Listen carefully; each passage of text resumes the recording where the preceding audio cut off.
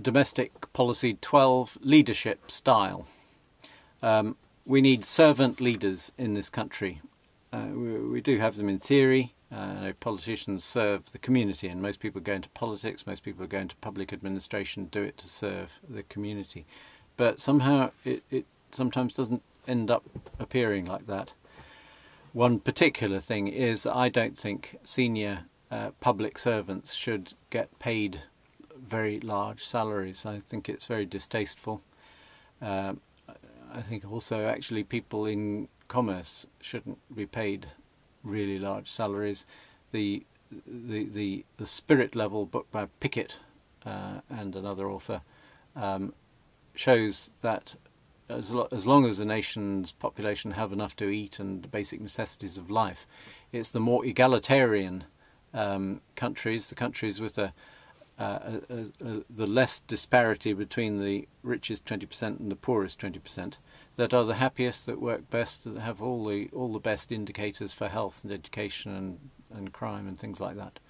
And we need to become a more egalitarian society. Really large salaries may seem attractive, but really, if we had better mortgage arrangements by reforming the banks and stopping them creating money, we wouldn't need such large salaries to cover mortgages. If the healthcare system was really good in the public domain, you wouldn't need money to pay for health insurance. If education was better, you wouldn't need to send your children to public school, huge expense. And I think just living in Britain is a really nice thing to do. Then and if the public is grateful, I think that is a lot of the job satisfaction that people need, and that it doesn't need such enormous salaries. I think a lot of chief public servants should take a pay cut of 50 or even 75%. And I don't like the feeling that that well-paid people go around, leading people go around in cashmere wool overcoats. I favour more the Colombo version.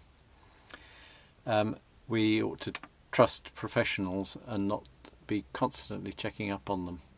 Obviously there needs to be some sort of oversight and accountability, but we need to get back the fact that professionals, teaching profession, I suppose the legal profession, the medical profession and so on, that being part of a profession expects standards, and there need to be professional bodies which maintain standards.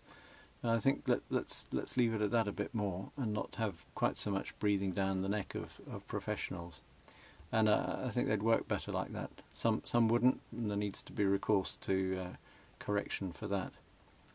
And I'd like the government to be more attentive to the real expressions of opinion of people, rather than just give the appearance of doing so.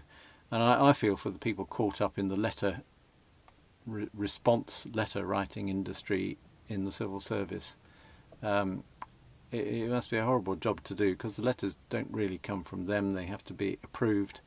And it seems, as someone who writes letters to the government, as if you just get the bug letter to fob off people who write. It's not always the case, but sometimes it does work out like that, and it's dispiriting to be on the receiving end of, and it must be a horrible job, really.